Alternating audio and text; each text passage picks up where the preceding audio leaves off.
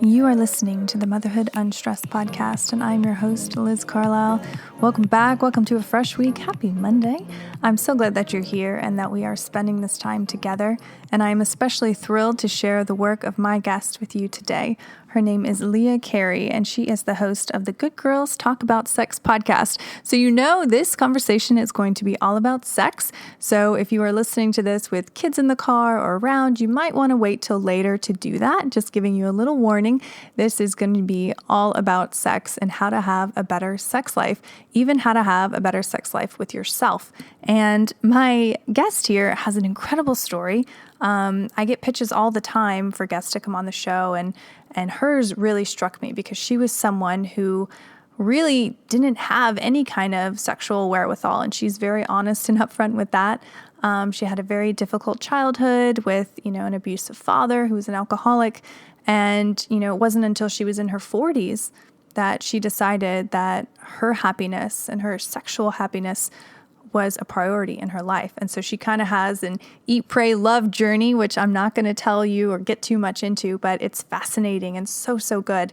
And so we talk about that. And then we talk about all the things that she's learned through her own work, through her own process, and how she's using those lessons to help others as a sexual communication coach. So the story alone, I think, is going to be really interesting to you. And then the tips and just the lessons that she brings to this episode, I think, are going to be so helpful and just really great reminders. If you already have a great sex life, good for you, but you're still going to get something from this episode. If you're, wishing that your sex life could be a little more exciting, a little spicier, this is definitely going to help you. So share it with at least one friend that you're not afraid to send it to. Leave us a review on Apple Podcasts and definitely share it on your Instagram stories. And there's lots of resources in the show notes from this episode.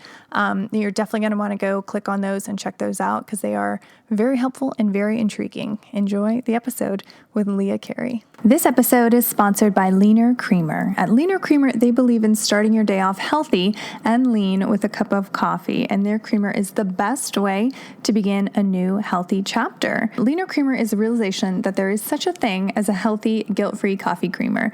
They combine natural coconut oil and functional supplements to keep your morning ritual lean and also tasting fantastic.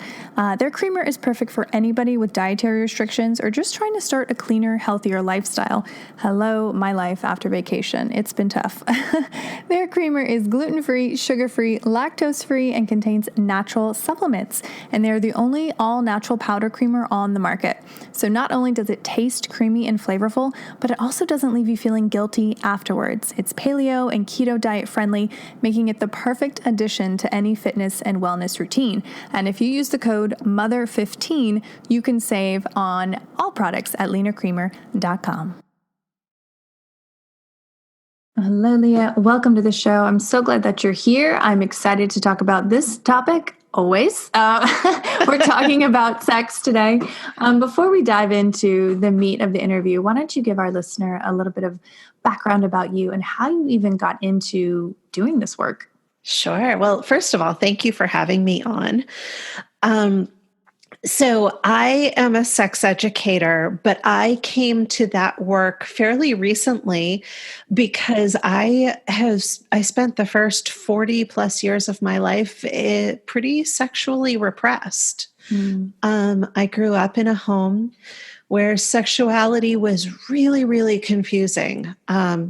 And frankly, I don't think that's particularly unusual in our culture, though it was a little bit heightened in my case, in that my father was an alcoholic and he was fairly emotionally abusive, and he was also sexually inappropriate with me. He talked to me about my body and about sex in really explicit, inappropriate ways. Mm-hmm. And he did a couple of times touch me in inappropriate ways. But more than that, the takeaway that I had from him was sort of this overwhelming feeling, sometimes very explicitly said in words, and sometimes just in how he treated me and talked to me and about me, was that I was fat and ugly and no one would ever love me. Hmm. He said to me when I was about 12 that I didn't have pretty legs and boys don't like girls who don't have pretty legs. So I would never find anybody who would love me. Hmm. And so I took that really, really seriously. Of And I course. spent all of my life thinking, I don't have pretty legs. There's nothing I can do about that. So I guess I'm just destined to never be loved. Hmm. Um, at the same time, he also was saying to me that he was going to lock me in my room until I was 30 and break the kneecaps of any boy who ever looked at me, which was really, really confusing. Some mixed messaging. Yeah. Right? Like, am I completely unattractive and undesirable, or am I so desirable that I have to be protected from the entire world? Wow. And so what I did with that was just to withdraw and not really try to date. I mean, internally, I was like, I want all the love. I want all the cuddles. I want all the everything. But when it came to actually trying to get it, I didn't participate. I didn't have my first real relationship until I was 25. And I didn't have sex for the first time until I was 25. And at that point, because my father had told me that I was so unlovable, I chose the first person who, and actually that's a total fallacy. There were lots of other people who showed up wanting to love me, but because they were good, kind people, I didn't recognize them. Wow. They were not telling me that I was fat and ugly and unlovable, so I didn't recognize that. Sure. And so the first person who showed up and mimicked those messages for me was the first person I got involved with. And then I got into a series of relationships with varying levels of emotional abuse. Never physical abuse. That was not something I experienced. And therefore, it was something for me that I was clearly able to say, no, I'll never accept that. Mm-hmm. But the emotional abuse, I was all in for because that's all I knew. So talk to me about the turning point. When did you, because obviously the work you're doing now is so different. You're so much more empowered. You're empowering others. How did that come about? Yeah. So I had gone back to therapy, quite frankly, not to turn this into a political conversation, but when I saw Donald Trump on TV, I got really triggered, as so many women did. Mm-hmm. And I went back into therapy. Quickly learned that the reason that I was so triggered by him was because he reminded me so much of my dad. Mm. And so I was, with that framework of finally being able to put some names and understanding around some things I had never understood before, these sort of narcissistic qualities, I was suddenly able to do a lot of deep diving in therapy and move through a lot of stuff much more quickly than I ever had before.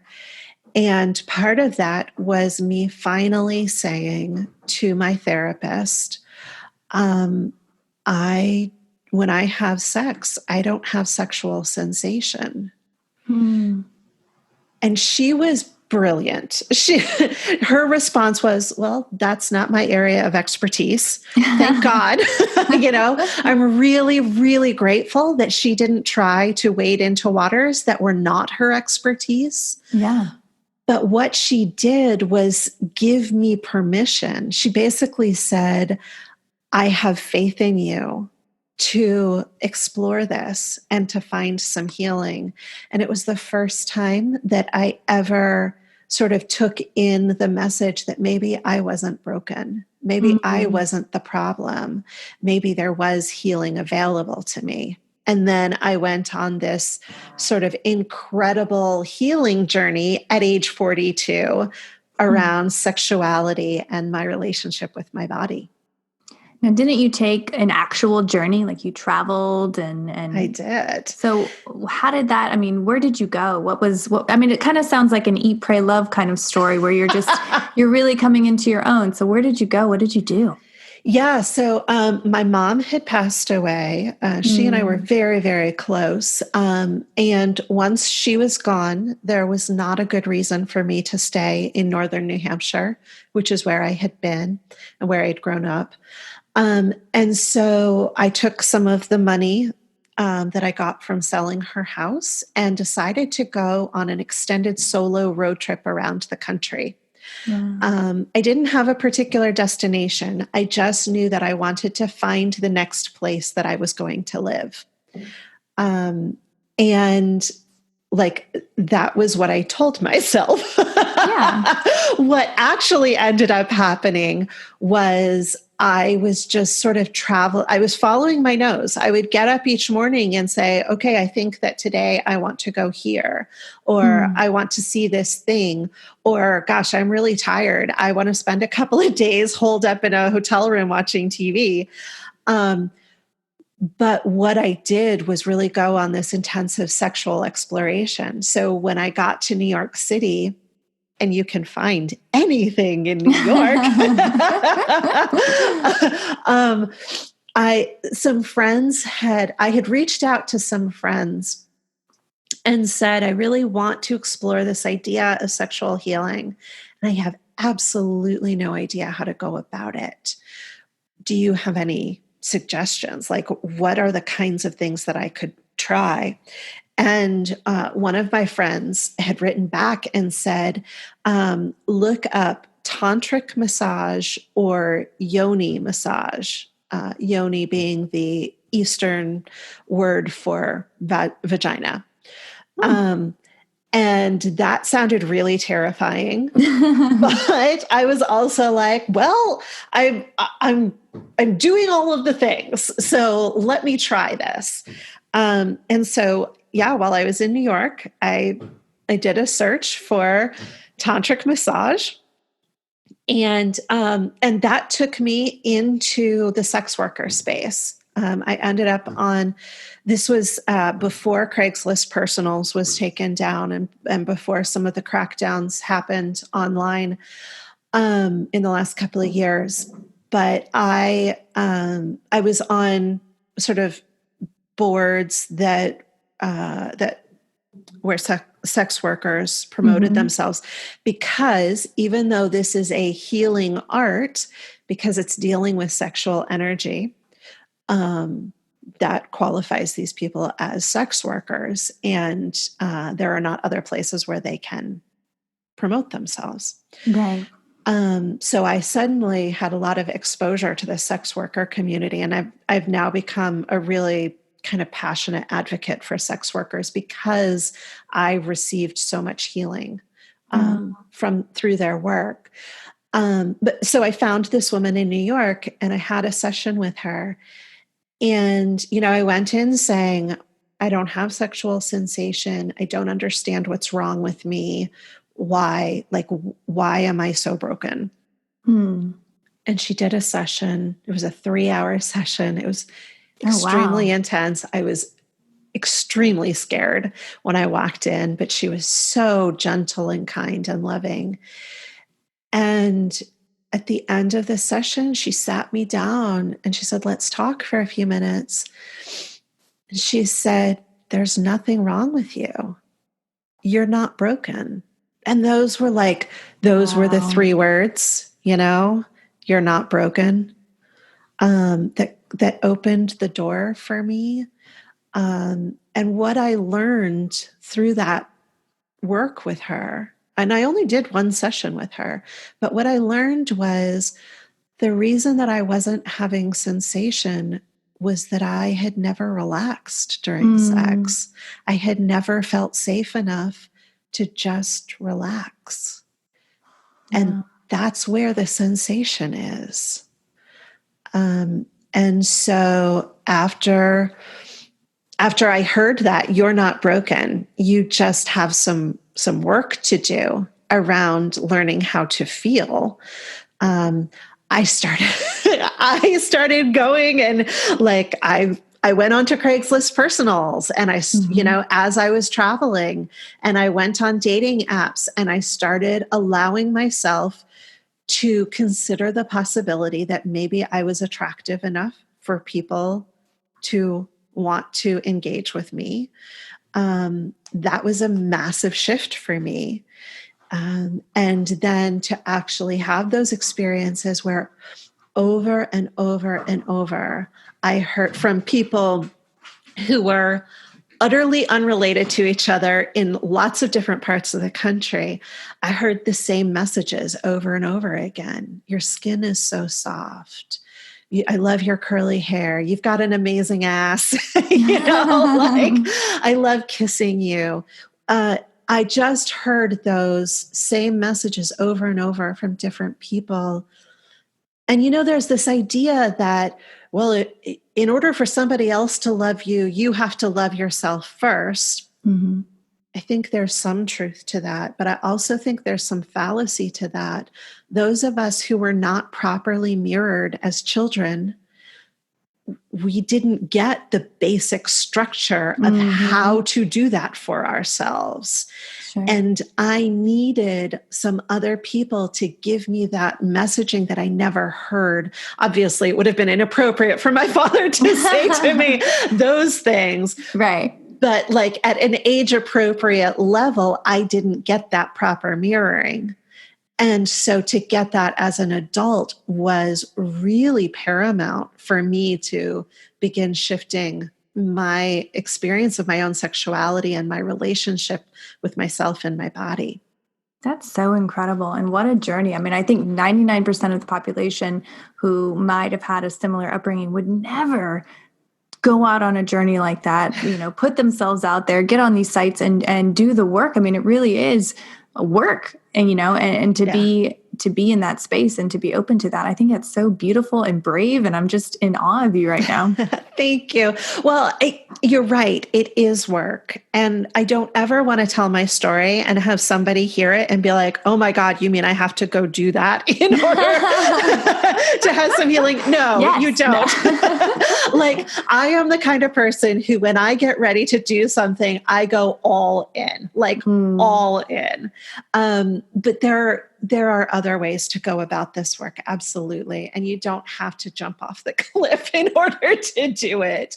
Well, let's talk about that. I mean, for the woman listening to this, she might be married with kids, yes. Maybe feeling a little stagnant, bored, humdrum. What are some things that she can do? Maybe she's never had an orgasm, or maybe she's never really been that excited sexually, because you're right. We are so conditioned to be, virgins until we get married. And then we're supposed to be like animals in the bedroom. I think it's ridiculous what our culture puts us through.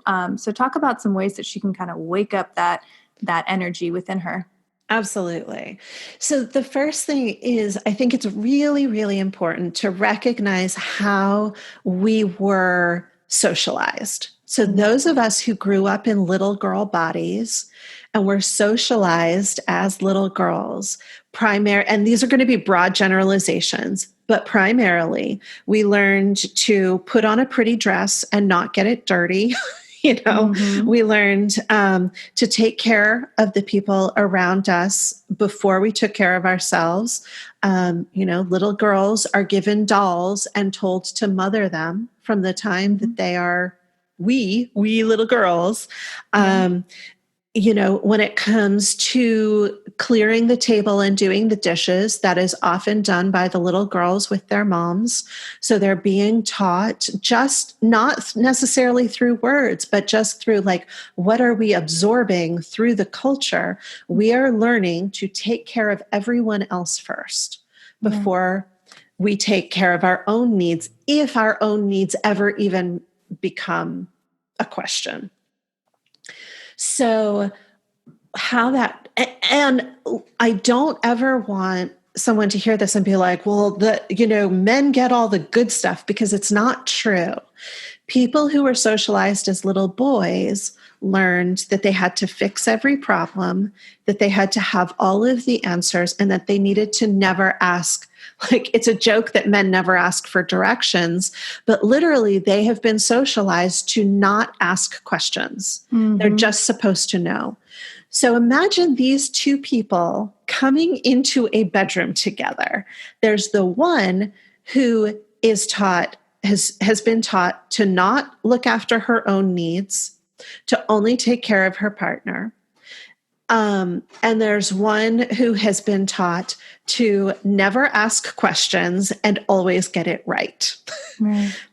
This is not the recipe for two people who have any idea how to communicate and get their needs met in the bedroom.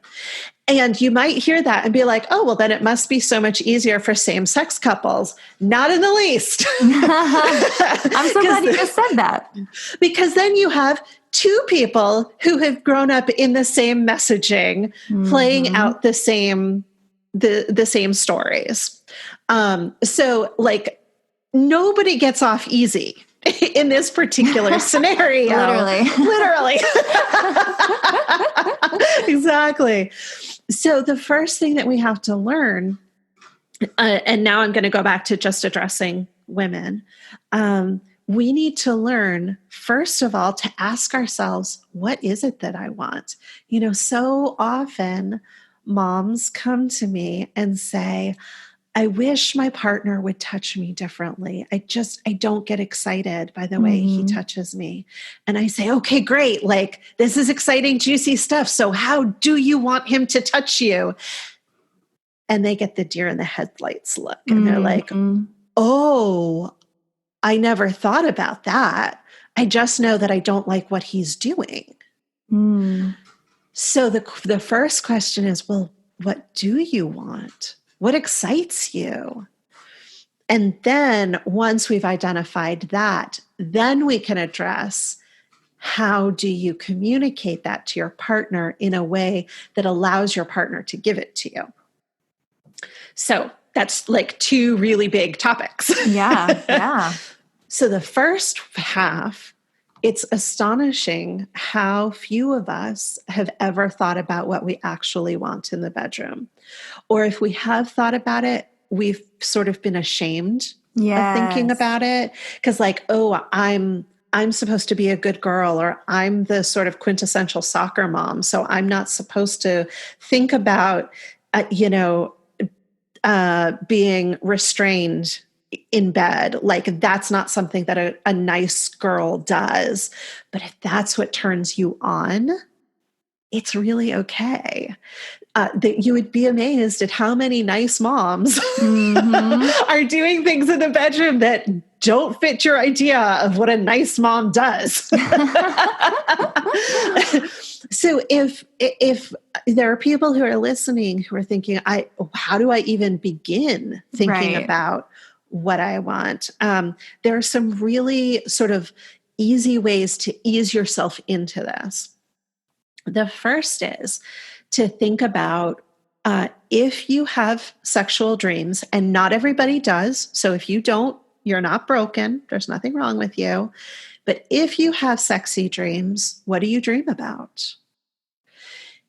If you have fantasies, like awake time fantasies, what are you fantasizing about? And and if you can, for a few minutes, just let down any judgment you might have about what that thing is, and just get honest with yourself about, what is the thing that really turns me on when I think about it?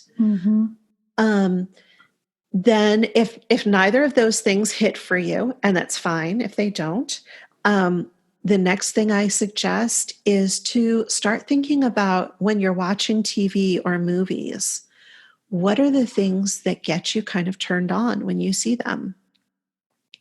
And when you do recognize those things, pay attention. Like if you're watching TV, let's say you're watching Grey's Anatomy, because they have all of the sex scenes, or at least they used to. I haven't watched it in several years. Like when you're watching Grey's Anatomy, or whatever your version of that is, and you get to a scene where you're like, oh, that's hot. Spend a few minutes thinking, what specifically was it that I found so hot? Was it the actual way that they were touching each other?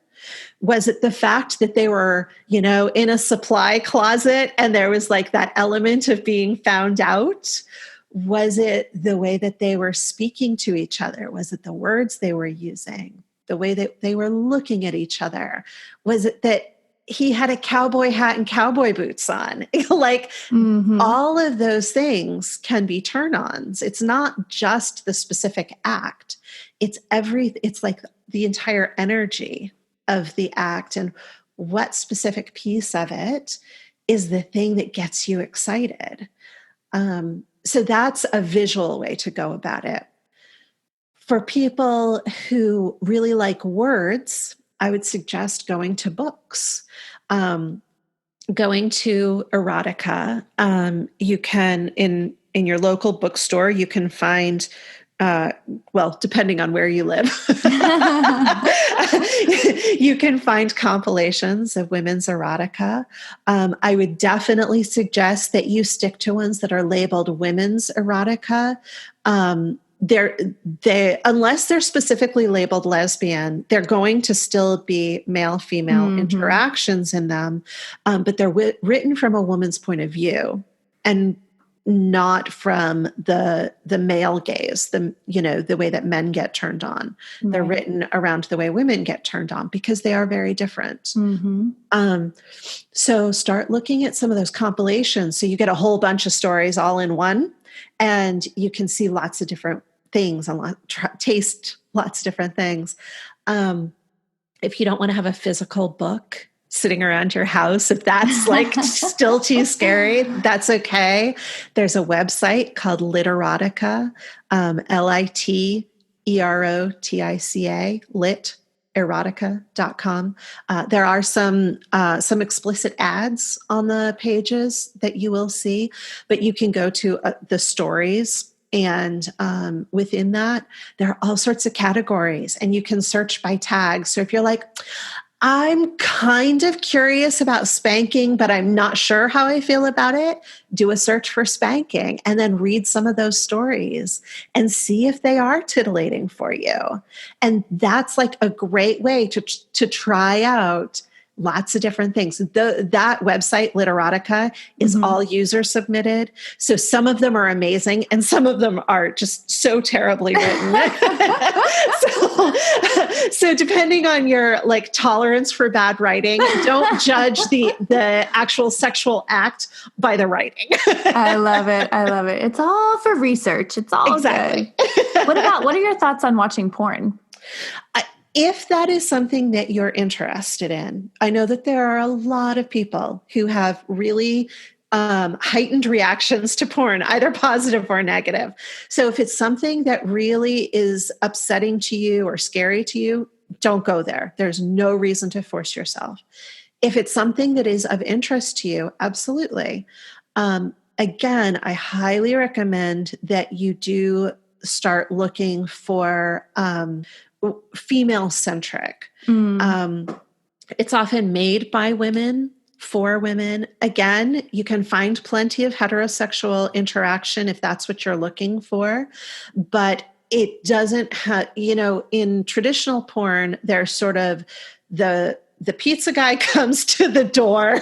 She says, "Why don't you come in for a minute?" And all of a sudden they're both naked and banging. Right. And that is very cultivated for the masculine way of getting the testosterone induced way of getting turned on. The estrogen way of getting turned on is a little more complex than that. It takes a little more time and it takes a little more finesse. Yeah. So if you are interested in porn, and Liz, I am blanking out. I have the names of a few great female directors. I can send them to you to put in the show notes because I'm not coming up with them right now. For sure. Definitely. I will definitely take those and then add those in after. I think we definitely covered a lot of ground. I mean, I think everyone, whether you're married or not, whether you have kids or not, we've all been in a spot like whether you're single or not, where you're just kind of like, I don't know if I'm really satisfied anymore, Yeah. So, I mean, what's a big takeaway that you can leave the listener with so that she can go into her day, maybe starting today, and kind of awaken that energy, feel more empowered and really get that spark back? Because I hate that phrase because it's like, to me, so cliche, but I think cliches are that way because there's truth to them. Yes. So how can she bring that spark back to her sexuality? Well, I think so often part of the problem is that we're focusing on our partner instead of ourselves. And so if you really feel like you are tired of the way things have been going, it's kind of boring, it's stale, or maybe you haven't been having sex at all, start with yourself. Start thinking about what it is that would get you excited instead of trying to think about what is it I can do to get my partner turned on. Start with yourself, because so rarely is that where we've started.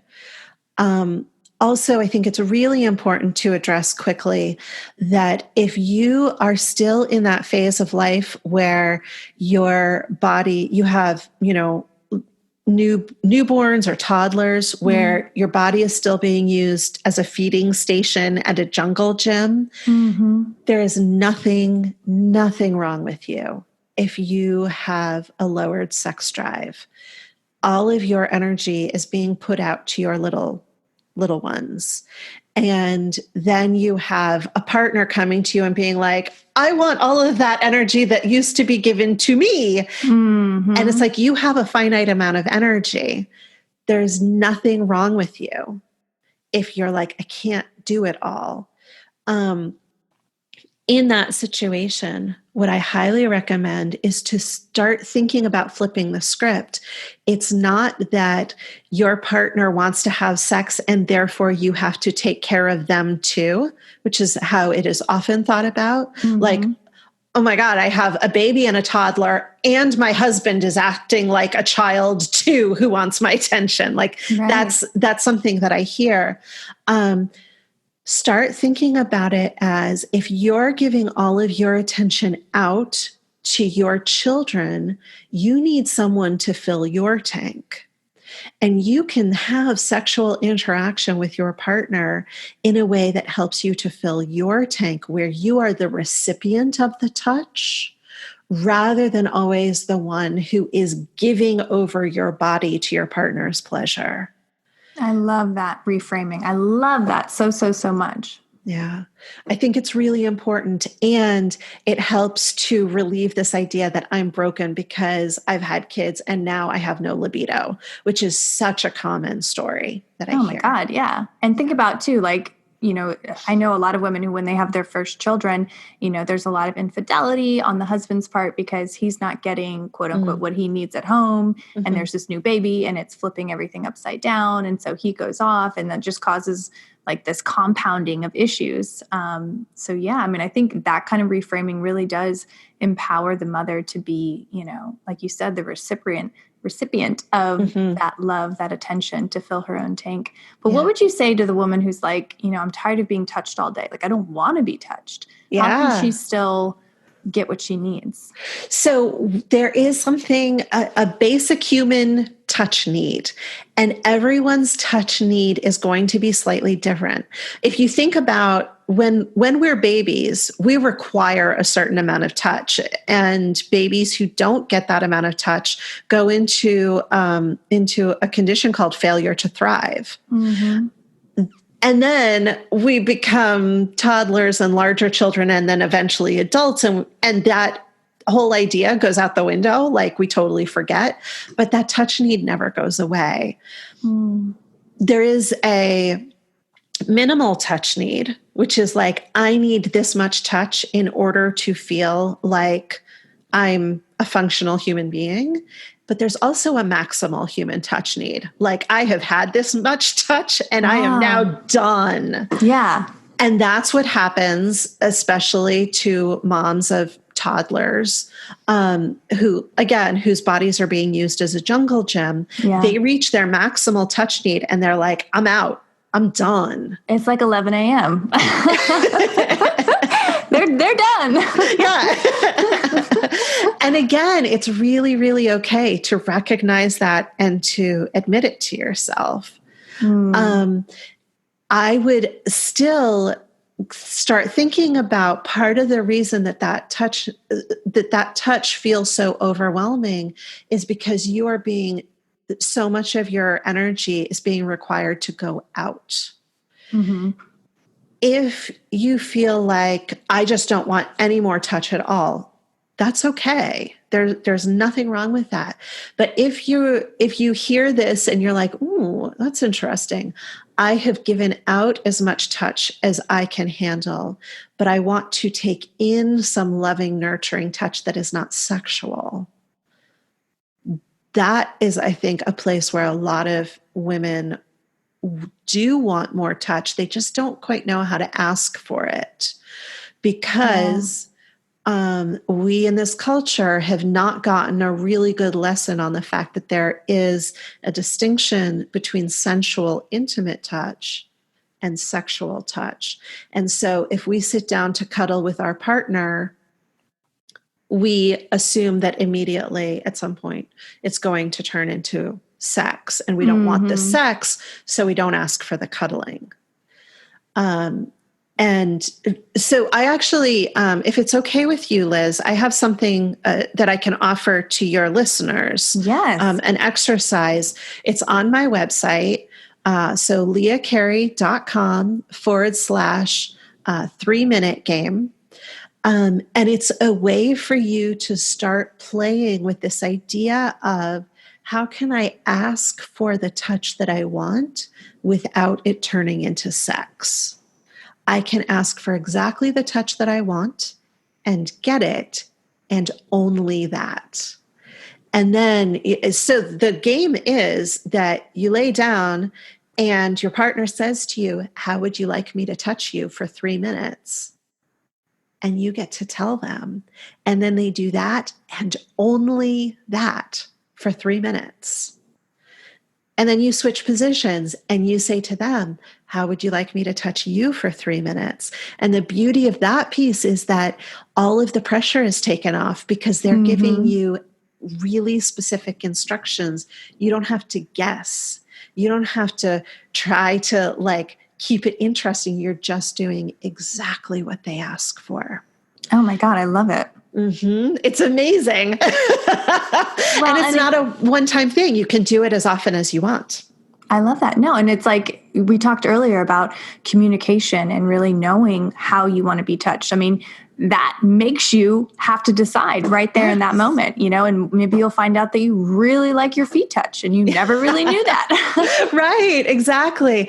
And maybe you'll find out that you always thought that you wanted your neck bitten in a certain way, and they do it and you're like, oh yeah, you know what? I don't really want that. Yeah. Excellent. Good information.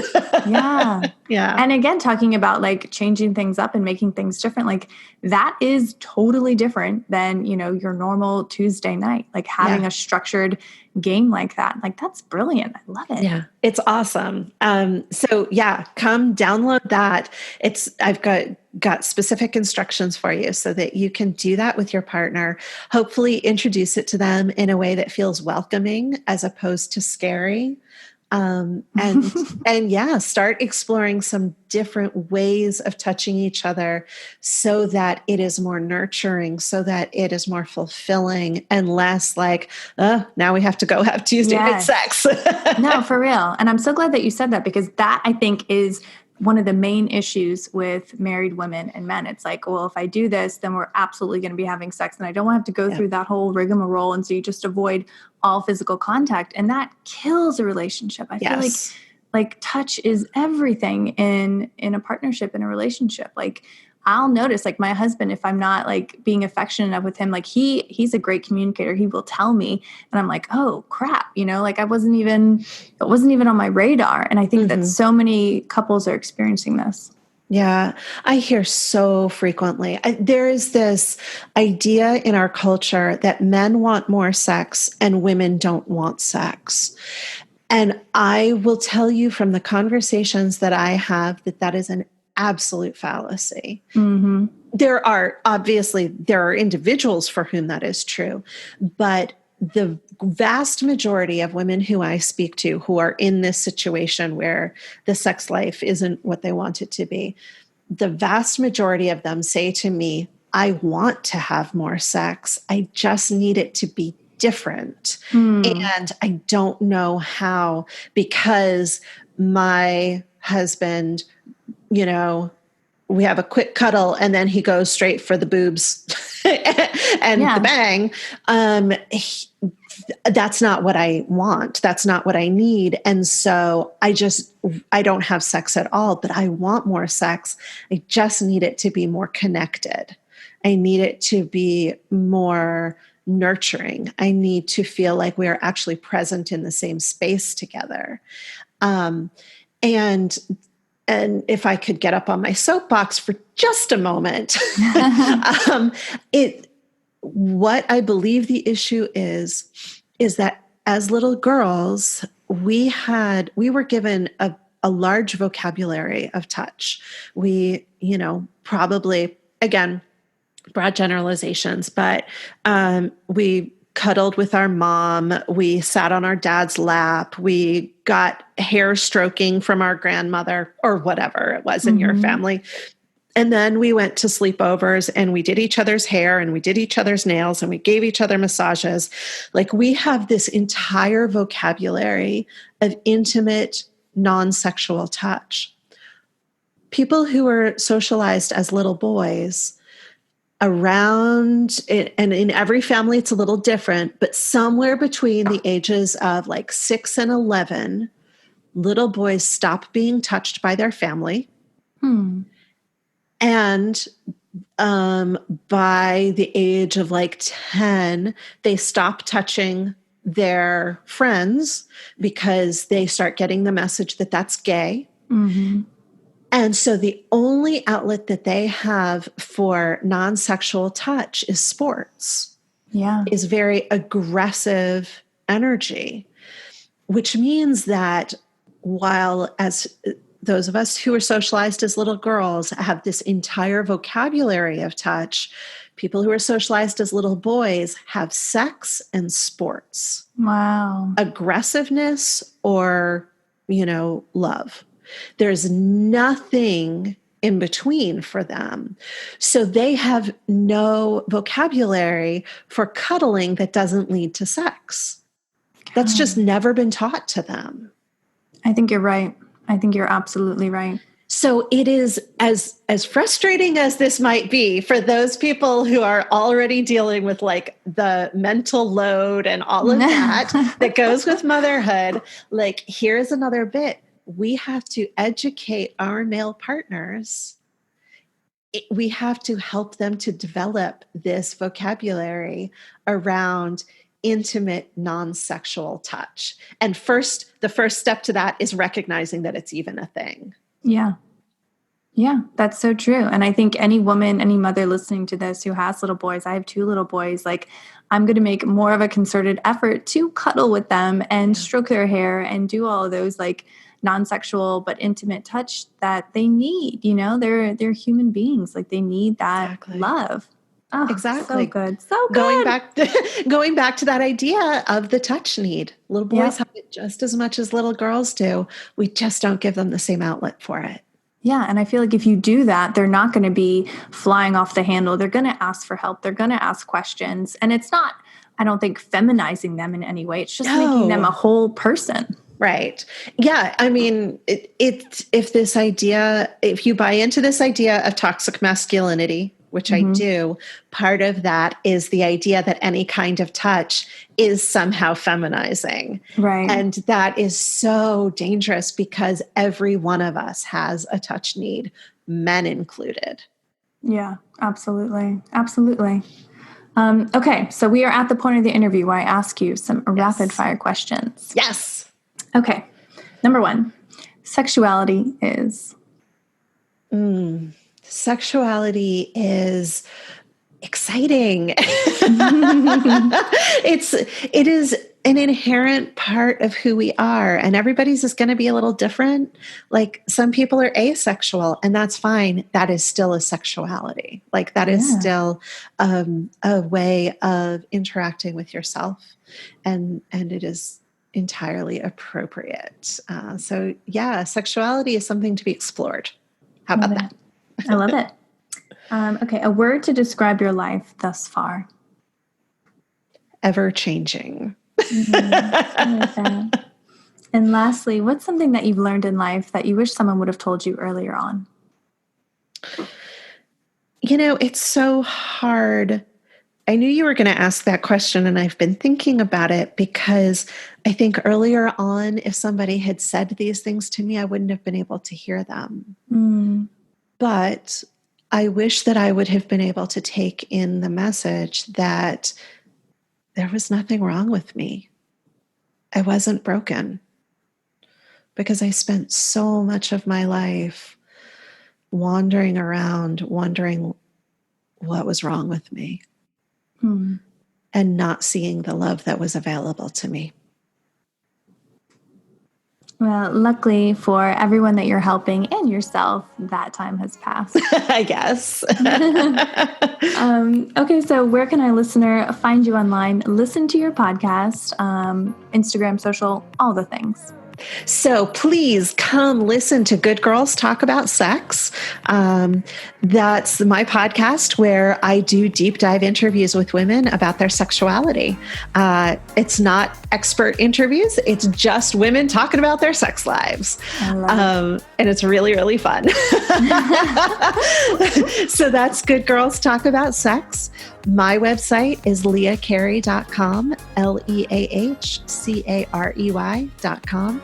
And all of my social, Instagram, Facebook, YouTube are all Good Girls Talk. I love it. Oh, thank you so much for sharing your light, your expertise, just your personal journey. I think, I'll say it again, like what you did was so incredibly brave, and to do it, without shame and with courage in your heart, I think is just so inspirational. Like, God, I love it. Thank you so much, Liz. I love having these conversations, and I love the space that you create for people. Oh, thank you. Yeah. You have been listening to the Motherhood Unstressed podcast, and I'm your host, Liz Carlisle. Thank you so much for tuning in. And if you love this episode, please share it with at least one friend. Tag us on your Instagram stories. That's a great way to support the show. Make sure that you're subscribed so that you never miss out on a morning meditation or on an interview with an incredible person doing incredible work in the world. And if you haven't already, please hit those 5 stars on Apple Podcasts, because it really does boost the show's rating, and it gets the message out to more and more listeners. So thank you.